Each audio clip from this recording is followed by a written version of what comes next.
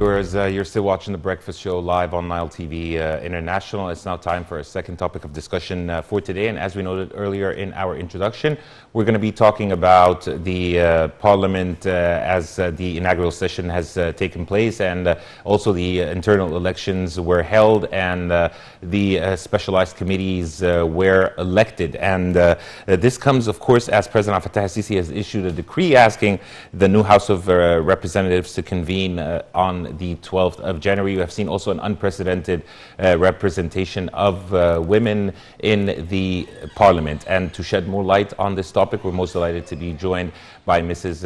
Amira Saber, and she is the Secretary General of the Foreign Affairs Specialized Committee in the Parliament. Mrs. Amira, a very good morning to you, and thank you so much for joining us. Hi, good morning. Thank you. Mrs. Amira, first of all, how do you see the fact that women represent in the elected House of Parliament 27% of the members? Actually, I'm very happy with that. Also, seeing like a woman leading the first round was really an exceptional scene, and now having like 27%, as they have mentioned, of women, and many of them are youth as well. So we have women who are youth representing their hopes, their agendas, what they need. Is very promising, and I think it would add a lot to the political scene.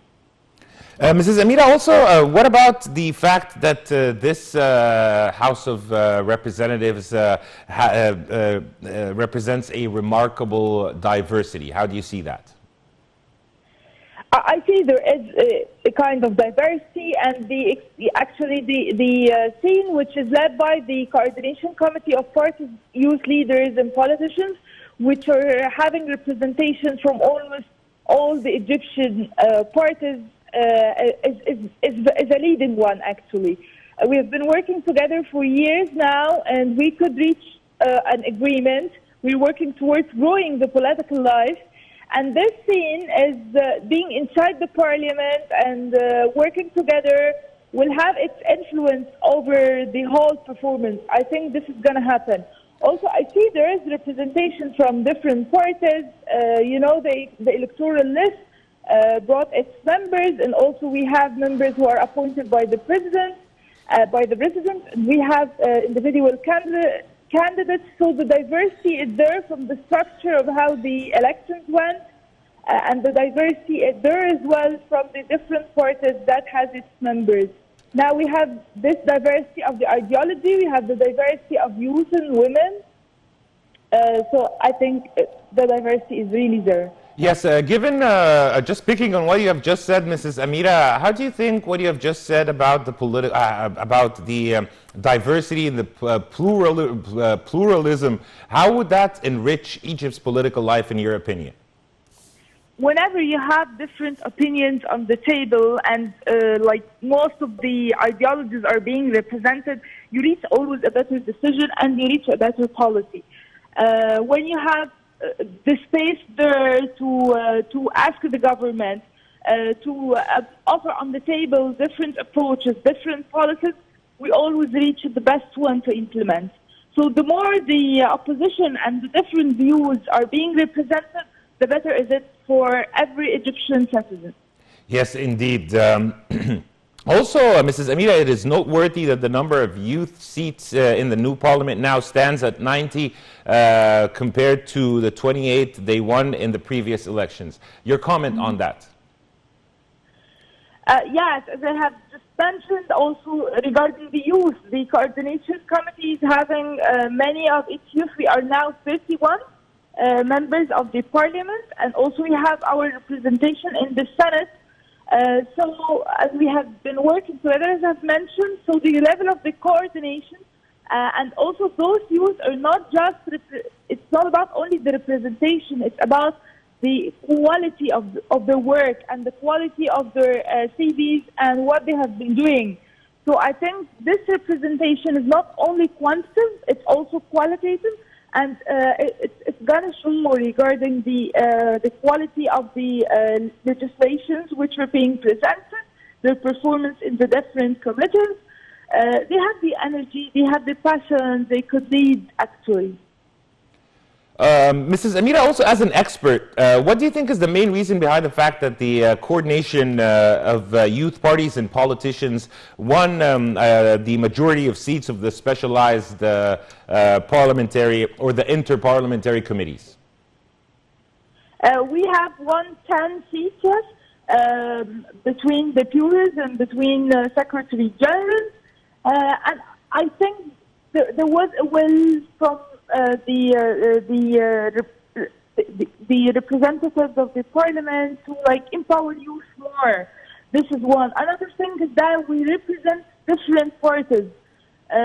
Also, many of us have significant experience in the fields which they have won at state. Like either they have been working for years, they have the differential products being there. Their qualifications allow them a lot to be in such posts. So I think either because of the background or the ideological representation of those youth, plus their CVs that people trusted, or the parliamentary members trusted that they could do a kind of difference. Mrs. Amira, what are the challenges and the files that you think should top the agenda of the House of Representatives? Lots, many. As you know, we are just mitigating the COVID crisis, and this has its impacts on every single sector: health, economics, tourism. There is no single sector which is left without COVID implications.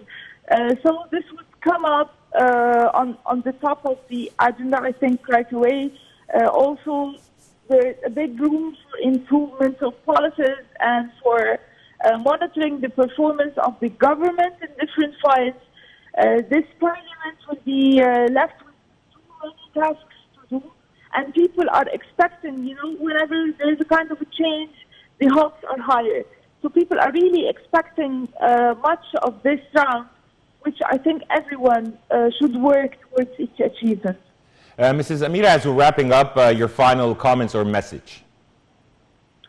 I'd actually speak to youth to be more proactive, to join even non-governmental NGOs, charitable work, to engage more, because I think the future of this country is definitely in their hands. Yes, that was Mrs. Amira Saber, the Secretary General of the Foreign Affairs Specialized Committee of Parliament. Thank you so much for your insight, and thank you so much for being with us, or joining us over the phone in this edition of The Breakfast Show.